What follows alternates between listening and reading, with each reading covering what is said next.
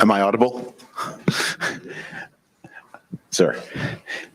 Hello, everyone. I am David Frum of The Atlantic, and would like to start by welcoming everyone, both those of you here in person, those of you joining us virtually, to the inaugural Jean Monnet Conversation, a series presented in partnership by the Embassy of France in the United States and The Atlantic. These talks, as the ambassador just said, are named in honor of Jean Monnet, one of the leaders of European integration and a great resident of this city whose house still stands a few blocks from here. His spirit will gather diverse perspectives and elevate bold ideas on transatlantic topics such as economics, politics, foreign affairs, and culture. Our first guest we are so honored to have is the High Representative of the European Union for Foreign Affairs and Security Policy, Vice President of the European Commission, Josep Borrell. And thanks to the Ambassador of France to the United States, Philippe Etienne, for hosting this afternoon. And let me all welcome you on behalf of my boss, Jeff Goldberg, who is sorry he cannot be here with us today. I am his inadequate substitute for this occasion. And of course, we must also thank the Ambassador to the European Union, of the European Union to the United States, Stavros Lambradinos, who has done so much to make possible today's event. The title of today's event is Europe in the Age of Power Politics. And sir, you have a few words to get our conversation going on that subject. Yes. May I ask you to be, so why did you choose such a title? You know, when I went for my hearing at the European Parliament, I said a sentence that will pursue me for the rest of my life. I said, European has to learn to use the language of power. And work is in process. We are learning. And that's what I choose to talk about. And secondly, because we are living a moment in which the power struggle is increasing. No? We are in a moment of big shocks between powers. And I'm afraid it will continue. So you allow me to say some introductory words to our conversation today? Please. Well, first of all, merci beaucoup. Merci beaucoup à la France et à son ambassadeur pour m'avoir invité à participer à cette séance inaugurale de Jean Monnet Conversations. I myself have been a Jean Monnet chair for 3 years. I am on the board of the Jean Monnet Foundation, and I am very proud of what Jean Monnet started doing. And thank you to the Atlantic, and thank you to you for sharing with me this inaugural event. Well, everybody has in mind what Jean Monnet has done and what is the spirit of Jean Monnet. Yesterday, we celebrated the 30th anniversary of the European Union. And maybe it's by accident, by coincidence, but yesterday, the European Union was born. Before that, it existed with different names. Le marché commun, remember? No, the steel and coal, marché commun, no? La Comunidad Económica Europea, European Economic Community. And then it was growing and changing, and Maastricht 30 years ago, 1 year after the disintegration of the Soviet Union, the European Union was born. And I think it has been representing a long history in politics, which has to be remarked as certainly a big success. A big success. Has never been happening before that the political problems were turned into technocratic, problems or technocratic solutions. And the calculations of power were converted on legal procedures. And then we develop a long list of organizations, institutions, even a vocabulary, and very complex vocabulary that only people in Brussels understand, and also a kind of mindset which is conforming the European approach to the world. Yes, I think it has been a spectacular success, healing the divisions of a war-torn continent, which is not a little thing after what has been our history, and becoming a world champion on opening borders, anchoring democracy, through successive enlargement. And the European Union today is quite different of the six union that the founding member states created. Very different one, not only on surface, on dimension, but also on scope and about the coherence among 28, well, no longer 28, 27. The coherence of the six initial one was much bigger than the 27. It's normal. Well, I think that this great chapter, the great chapter of healing the war heritage, opening spaces, abolishing borders, developing trade, has finished. This long period has finished. Has finished because first came the end of the World War, no, the Cold War. And the Cold War was something that was pushing for European unity, even from the US side. Then came the wars in Yugoslavia, who show our incapacity of facing war problems in our neighborhood. Then came the financial crisis, the bailouts of Greece and others, which triggered an intense political debate, and the nature of the European Union changed because the sources of solidarity and legitimacy were also being overpassed by this event. And this could not have been solved with the usual tools of depoliticization and technological tools that the European Union had been forging. We had to jump on a crisis, we jump ahead, and we jump it. And I think that at the end, some big external drivers came, the enlargement to the east, and our clear reluctance to fight or to participate in fight. Our clear reluctance on face the postmodern world where the conflict of powers, it's more and more intense. We Europeans, we have been trying to build a garden, a French garden, geometrically well-ordered, where nature is under control and you know where things are going to happen. And now more and more, we are in a jungle. The world is becoming a jungle. So for us, the ideal of a garden where the world will be mastered by trade and rule of law has not been able to cope with the evolution, the recent evolution of the world, and the jungle is coming back. The jungle is coming back quickly. Then we have Brexit, and Brexit was very much about identity politics, and identity politics are also back. I think it was Kagan who said that's identity. It's coming back inside the countries of the European Union and in the world as a whole. So we are facing a new phase where opening spaces, which was our vocation, is being limited.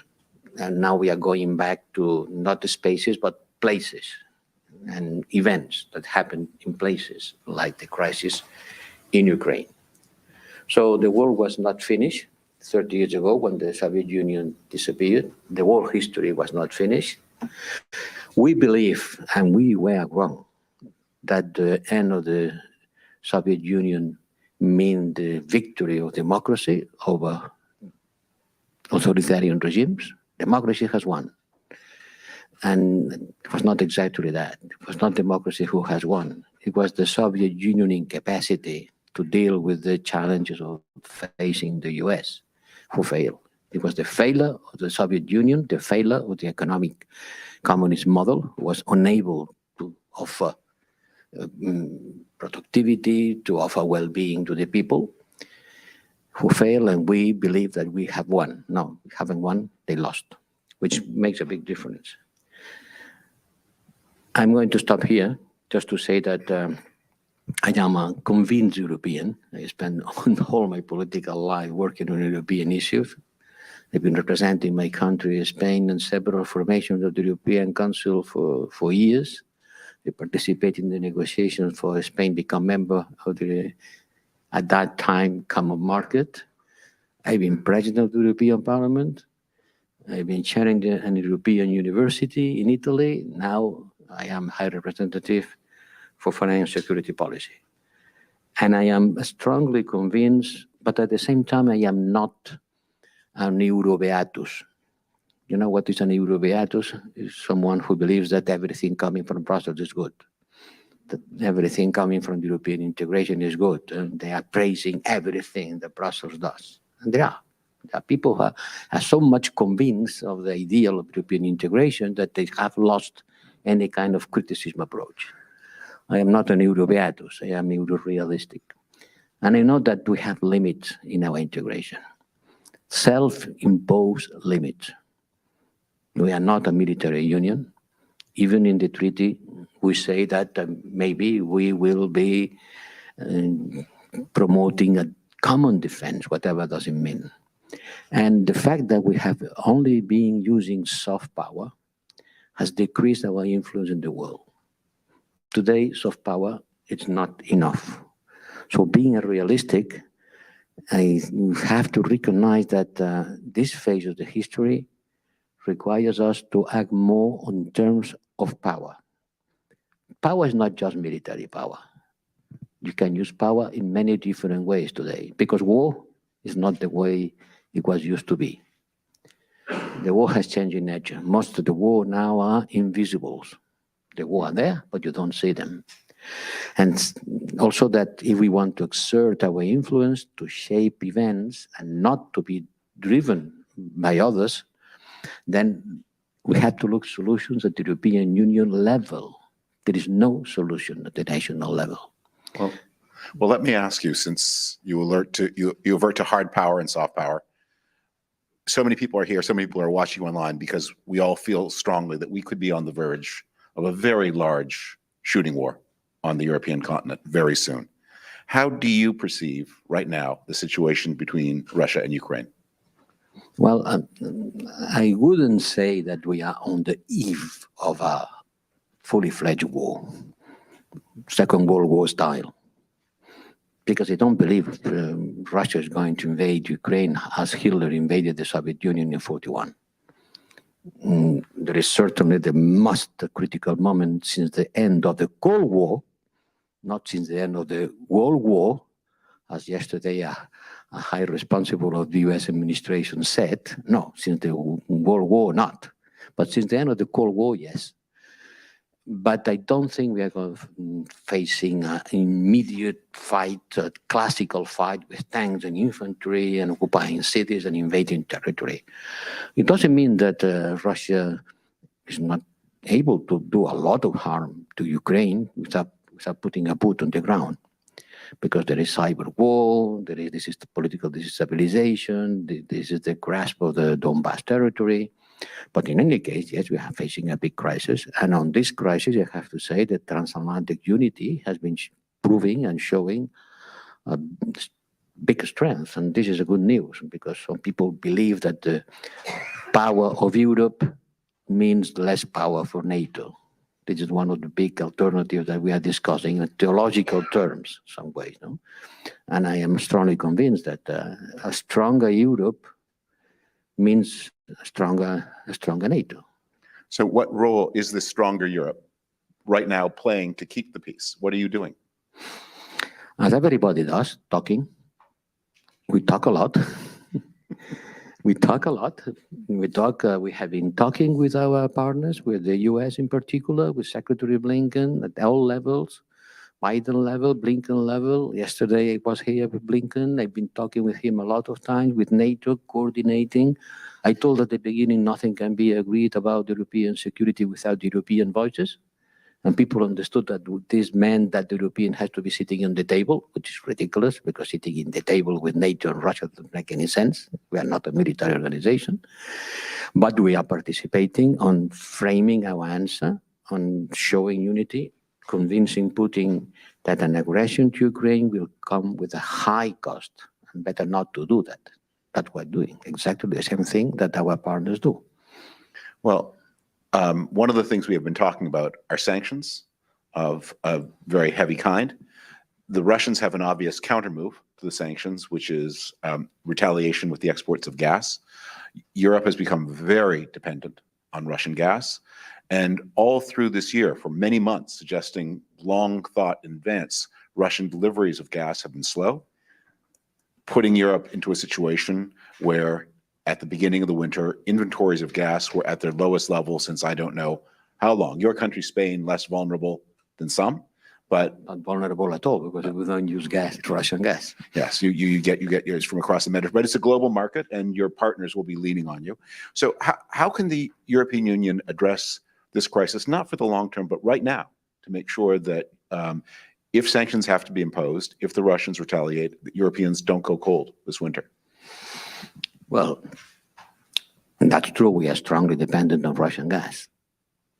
And Russia has been building more resilience to sanctions than us to a short on the gas supply. Russia has been accumulating dollars reserve. It's the third country in the world for dollars reserve, $400,000 million. And we haven't built a strategic reserve on gas. So we are strongly depending on the gas supply from Russia. That's why we have been looking around alternative suppliers, US, an important one, Qatar, an important one, Norway, North Africa, in order to face an hypothetical situation where we could face a shortcut on gas. I don't think the Russians will cut the type of gas 100%. But yes, certainly we may face a situation where the gas supply can decrease and then other suppliers will have to come. And that's true also that, 30% of the gas stock in Europe belongs to Gazprom. Gazprom is the owner, and Gazprom has not been doing a big effort in order to fill this reserve to the top. Well, as part of your security planning, do you have any plans for any kind of gas pooling on the consumer side so that those countries who are less vulnerable could help those who are more? Yes, we are able to do that. We can use the pipelines on the reverse direction and to share the gas. And there are proposals, by the time being just proposals, to build common strategic reserves on gas. But this is not going to solve the crisis. If the crisis comes, it will be for the next crisis. Another crisis that could happen if things go bad in Russia and Ukraine is a flow of refugees. In the former Yugoslavia, more than 10% of the population were either externally or internally displaced by the Yugoslavian wars of the 1990s. Ukraine is a country of almost 50 million people. You could imagine very, very large refugee flows. It was so destabilizing, the refugee flows of 2015 and 2016. How can Europe prepare for a better response for refugee flows in 2022? Come on, you are certainly willing to be on the worst scenario. It's that if you plan for the worst scenarios, they tend not to come. If you don't plan for the worst scenarios, they do come. Yes, that's what we say in Europe. We have to expect the best and prepare for the worst. So how are you preparing? Well, the Ukrainians are visa-free people. That's one of the few countries in our neighborhood that have a free visa. So they can come to Europe without kind of any permission. No? And if there is a situation where the Ukrainians want to go to Europe, they can. They are visa-free.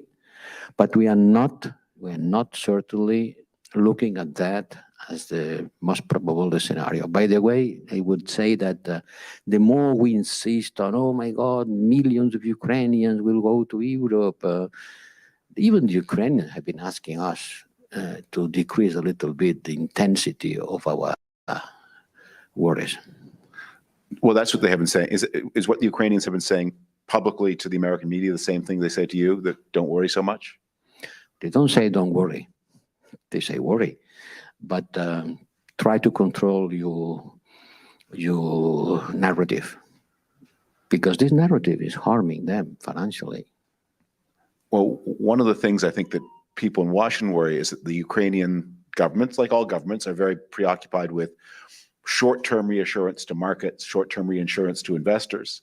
And there's a risk that they then don't prepare for what could be happening. President Biden is to give his State of the Union on March the 1st. What could he confront then? perfectly normal that the Ukrainians are worried by the financial consequences of not the war, but the talks about the war. Yeah. They are suffering financially. Then, capital is something that escape very quickly if they perceive that things are going to be. If you said, I'm going to withdraw my embassy, and you went to invest in Ukraine, what would you do? So we will take some questions from the audience, and we'll take some questions from our live stream. And I think with the live streamers, they'll catch my eye as the questions come in. But let me turn to our audience, our distinguished audience, and ask whether there are people here who would like to pose a question to you about Ukraine or about anything else. And more things than Ukraine in the world, huh? Yeah, yes, at the very back. Sir, do you have a microphone? Should I wait for the mic? Unless you can really project. You talk with the mask. Merci. You talk with the mask. Please try to speak louder and clearly because the mask. Okay. Will Malden with the Wall Street Journal. Thank you so much. For those of us who cover all the diplomacy going on right now with Ukraine and Russia, it's very complicated. There's diplomacy at the United Nations with President Macron, with you and your colleagues, Secretary Blinken, and Minister Lavrov, Presidents Biden and Putin. And the Minsk process as well, involving Ukraine and even the separatists there. Where do you think there's the most opportunity for progress in the diplomacy, real progress? The NATO-Russian Council, there's so many different venues. Where do you think real diplomatic progress could happen that could de-escalate the situation? Or if you want to talk about it, where do you think there's little opportunity for progress? Thank you. Well, this diplomatic work is a multi-layer work. As you said, there are several channels of communication. Minister Lavrov, 2 or 3 days ago, wrote a letter to all member states of the European Union. That's a premiere, because until now, they were only willing to talk with the US and NATO. Now they have enlarged their scope, and Lavrov has sent a letter to all my colleagues, all member states, not to the European Union, because for the Russians, the European Union doesn't exist or it's not relevant. Send a letter to the 27, presenting the same concern that they have presented to the US and asking for a request. So opening a new line of dialogue with a third actor, the Europeans. Well, we are working to coordinate an answer, a common answer to Minister Lavrov. He cannot expect to have different answers from the 27, and it will be a good occasion to show the European unity, and maybe the fact that we are not 27 different countries, but a union, something that the Russians don't like to accept.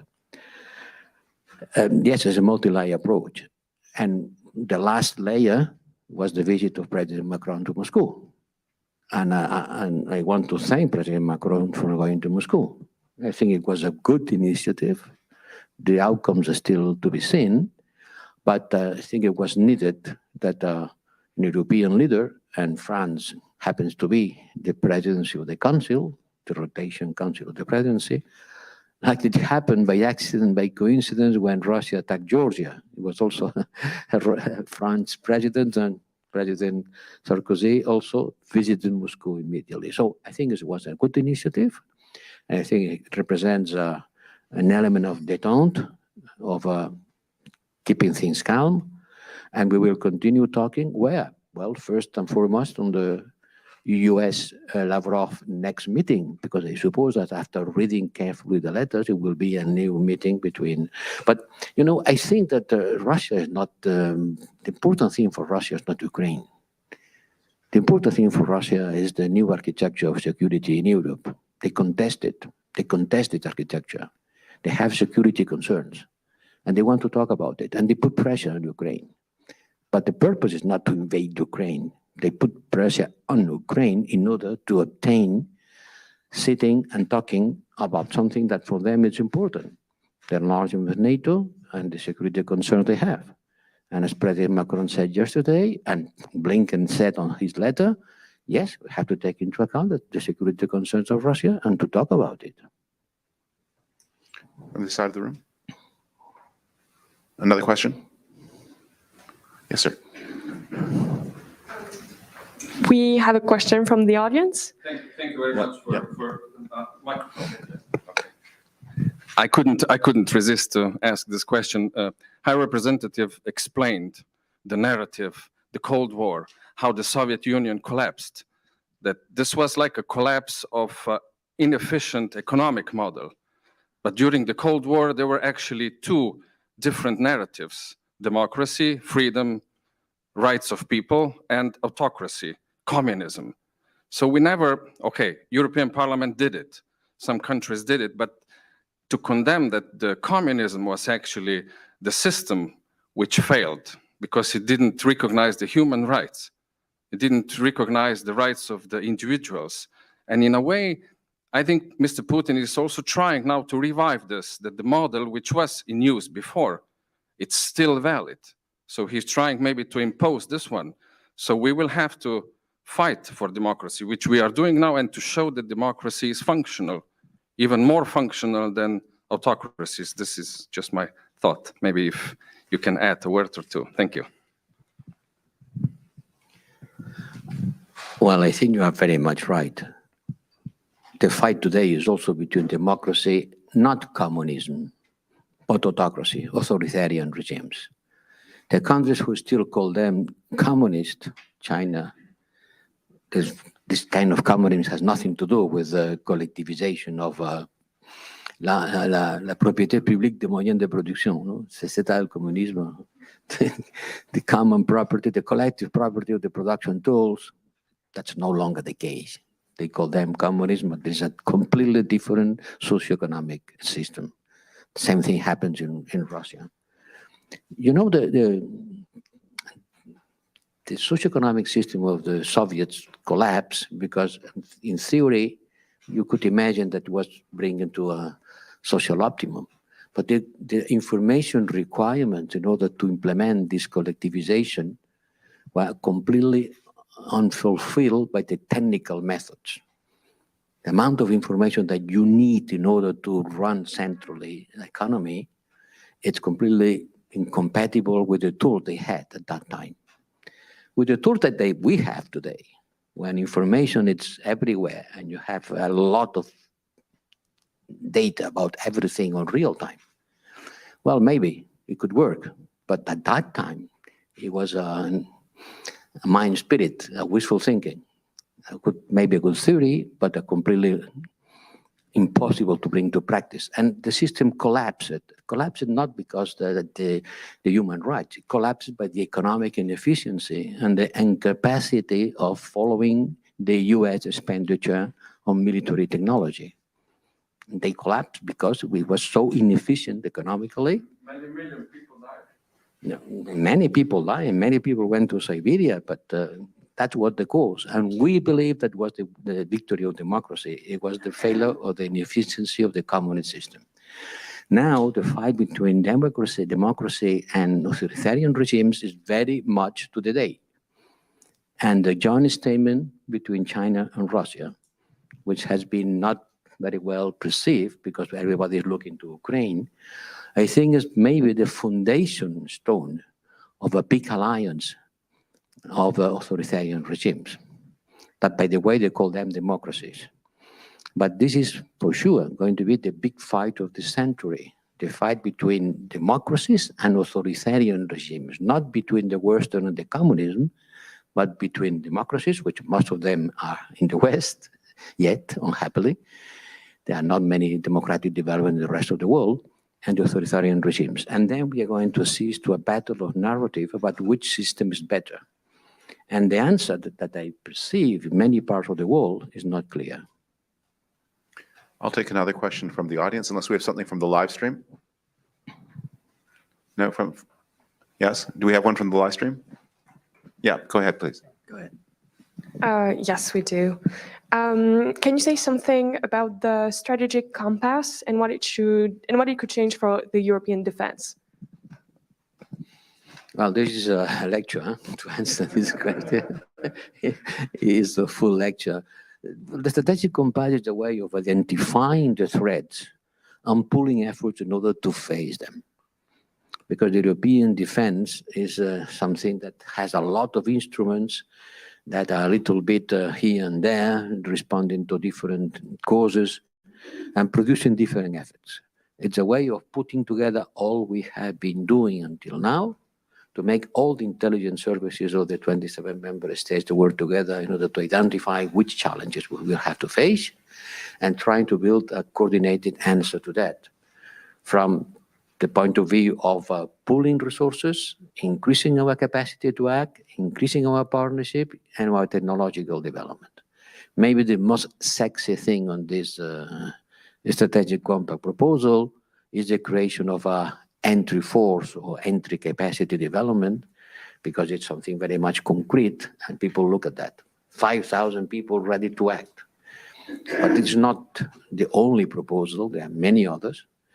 And I don't have time to go one by one, but it's a way of increasing partnership, as I said, not only with NATO, but with others, to pool our forces, to strengthen our capacity, to coordinate better the interoperability of our armies, and to be ready to act even in compact missions. And on saying that, I'm not inventing the wheel, because on the treaty, this possibility is clearly stated. But we have to be ready, if needed, to act.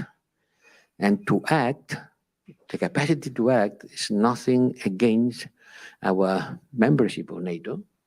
It's the way of having a pooling capacity in cases and in the scenarios where NATO will not intervene. And Sahel is one of them. Did you have a question? Thank you.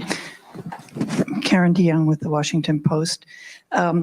I'd like to ask about a separate but hopefully related issue, and that is Iran, a place where the EU and particularly your office is closely involved in the JCPOA conversation. Sorry. You want me to repeat it? Did you get it? Yeah. Iran, JCPOA, yeah. For several months now, the United States and the other partners in Europe have been saying that there's only a matter of weeks left to make an agreement. Last week, the United States said there was a handful of weeks. I'm not sure how many weeks you can fit into your hand, but are you optimistic at this point that there can be an agreement? And if there isn't, then what happens? Do you expect the same level of transatlantic cooperation in responding to the failure of the negotiations? And finally, do you think that Russia's been described as being cooperative with the other members in the talks? Would you expect that same level of cooperation if, in fact, a direct crisis erupts in Ukraine? Thank you. Well, thank you for this question, because the JCPOA has disappeared to the media. Nobody talked about the JCPOA, and it's a good thing, because it's much better to discuss about JCPOA in a discreet way. I personally and my team have been involving a lot and spending a lot of time and political energy on trying to reconduct the members of the deal to a new deal. It's a silent work, but very much demanding work. And my people are in Vienna, almost buying a house in Vienna, because they are there all the time. And I've been talking with the Iranian minister during the last weekend. There is a US offer, there is a counter offer. We are reaching the last steps of the negotiation. I don't know it's going to be 1 week, 2 weeks, 3 weeks, but certainly we are on the last steps of the negotiation, because it has been written proposals by one side and by the other, trying to converge to the most important problem that we are facing, which is the rhythm of the steps of lifting sanctions and going back in nuclear. Because there are two things here. It's not only Iran becoming nuclear. It's also Iran having the rewards, economic rewards, for stopping their nuclear program. And things were going quite well until the Trump administration decided unilaterally to withdraw from the deal. I'm sorry to say, but they have to blame the US administration for breaking something that was working well. Because until then, Iran was fulfilling strictly their nuclear commitments, and they continue fulfilling their nuclear commitments for months. because they believe on our European promise that we will continue trading with you. And the French make a proposal that didn't work. And finally, they start again working on the nuclear activities. And you know which is the limit? The moment in which Iran will reach a level of development in nuclear that will make the deal useless. Apart from a certain moment, if we talk about nuclear, it's useless to continue discussing because Iran would have been almost nuclear. This moment has still not yet come. And I hope that we will be able to reach an agreement on the next weeks. But I cannot give you more detail because it's a highly confidential discussion. Russia certainly is very, very much constructive on these negotiations. Another question? Yes, at the very back. Hello, I'm Marie Jourdain from the Atlantic Council. My question relates to the US and EU cooperation on security and defense, because the dialogue has been announced a long time ago now. And I was wondering what would be your priorities from the EU point of view in enhancing this dialogue? What issues are you looking forward?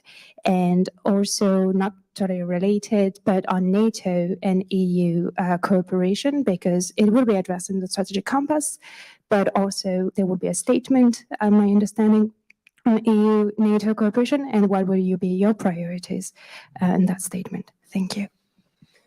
Good. The US-EU dialogue on security and defense is another premiere, because until now, for the US, the security and defense issues, it was a NATO problem. You want to talk about security and defense, go to NATO.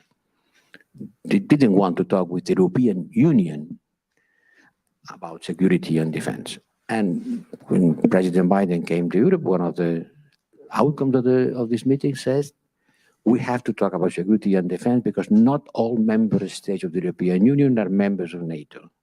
So NATO is a good framework, but not the best framework to talk to Europeans and the Americans about our common security and defense, because some member states are not in NATO, and because we have concerns that cannot be solved in the NATO framework. If this dialogue would have been working at the time of AUKUS, maybe we could have avoided this self-made crisis.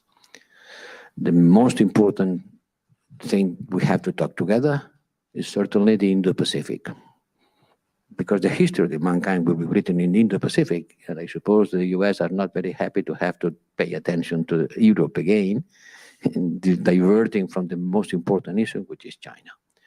How do we master our relation with China, and how do we master our cooperation for the development of Africa, and to face some conflicts in Africa that cannot be solved by NATO, but require strong US coordination. Yes, we are writing this joint communication with NATO, which is a complement of the strategic compass. This morning I was having a look at the last draft, and I think that it will be ready before the European Union Council approving the compass. I think we have time for perhaps two more. Let me take two together, and then you can do them both together. No. Yes, sir.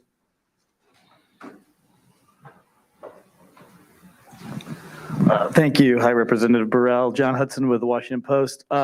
What type of encouragement, if any, are you making towards the Ukrainians for the implementation for the Minsk agreements? And how important is that, in your view, of making progress on Minsk? And what do you make of the comments coming out of the Zelensky government that granting more autonomy could in the East could destabilize the country? Let me take a second question and make a mental note. Is there one on the computer? Yeah, indeed. So from Brussels Twitter Live, given the multi-layered diplomatic efforts, does EU see potential to build synergy with Turkey? Turkey? Yeah. What Turkey has to do with Ukraine? I don't think it's linked to the Ukraine, but more to actually Multi-layered. multi-layer. Uh, Turkey is an important partner of the European Union. We have been in trouble during the first month of my mandate, and we have been discussing a lot about water delimitation, gas revenue, drillings. The French has been a little bit confrontational with Turkey, defending Greece. We have been engaging a lot with Turkey. Now things are much better. Much better. The situation is much better. I am going to go to Antalya next week to participate on this big event. Maybe we'll meet other ministers of the region.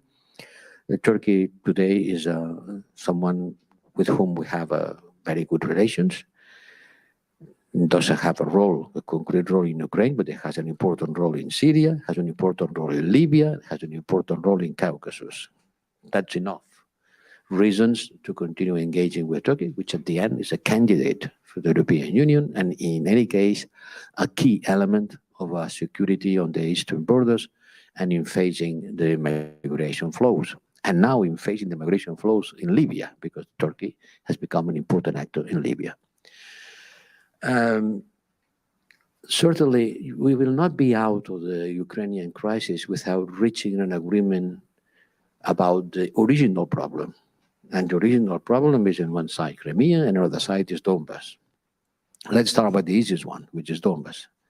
There, the agreement says that this region has to have a certain degree of autonomy, and the Russian troops has to withdraw. And it happens the same thing that on the JCPOA, which is the first step. And how do you synchronize the two movements? What is first, autonomy or Russian withdrawal? And everybody asks the other to do the first step. You withdraw, you will have autonomy. You give you autonomy, I will withdraw. And this is the stalemate that has to be solved by diplomatic negotiations. And that's very important that, thanks to President Macron's visit to Moscow, the people of the Normandy format could sit together, because we don't have a better tool. We don't have a better tool. It has to be mobilized. And the same thing happened in the CPA. It's a matter of synchronization. Nobody denies that the Russian troops has to withdraw from Donbas if we want to have an agreement. Nobody denies that Donbas has to have a certain degree of autonomy. The Ukrainians, as a proof of goodwill, have withdrawn a law which was not considered good enough for granting autonomy to this region. And now let's expect they can be able to look for a synchronization of the movements on this direct on autonomy plus Russian withdrawals. And this idea that it's going to destabilize the Ukrainian government? Well, what do you mean by that? Well, that's what Zelensky's aides said, that the implementation of Minsk would cause destabilization. Some people have said that that's meant to believe that it would collapse his government, but they've been vague about that. We are the stronger partner of Ukraine. Since the Crimea was taken by the Russians in 2014, we have spent 70,000 million euros on supporting Ukraine, on pushing for reforms, and telling the Ukrainians that the best way of showing resilience is in front of external pressure is to advance on internal reform, on good governance, on democratic institutions. And we will continue supporting the Ukrainian government on this way. We have, I think, 5 minutes left before we have to break up. Let me take the moderator's privilege to ask what may be the last question, which is, with the energy squeeze, with the flows of gas, we are seeing not only Germany, but also France and now Britain increasing their production, their use of coal, and their emissions of carbon. In the longest term, there is no separation of security from environment, from economics. How do we together create that kind of security? How do we together restrain your emissions, our emissions, move off coal, and put our shared Atlantic world onto a sustainable footing? We have been talking a lot about that on the Energy Council. And yes, certainly, coal is coming back. It's a matter of urgency. but the solution is not to go back to coal. And I think on the Energy Council, we reaffirm our commitment to fight against climate change by, one, make gas markets liquid and interconnected. You cannot depend on a single supplier. And the markets have to be more diversified. Second, to push for renewables. To develop the methane pledge, having in mind that the only way for the Europeans to get rid of the Russian leverage on energy is developing massively the renewables. We are already at 39% on renewables in our energy mix. And it's not enough. It's a lot, but it's not enough. So the only way of acting is increasing the renewables and maybe using gas and nuclear as a transition energy, but as a transition energy, not something that will be forever on our energy mix.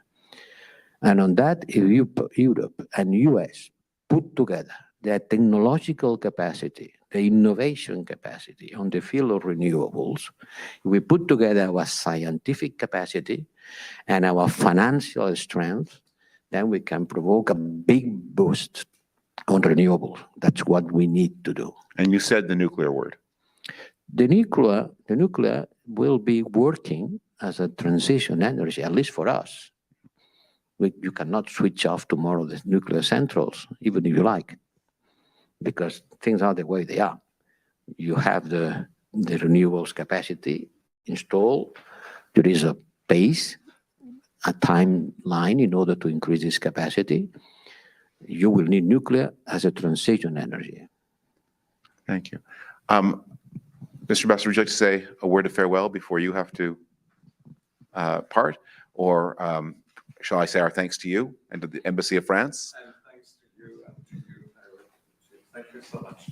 And to all of you watching, I hope you will join us for future installments of these Jean Monnet dialogues hosted by The Atlantic and magazine and by the Embassy of France here in Washington, D.C. Thank you all. Thank you.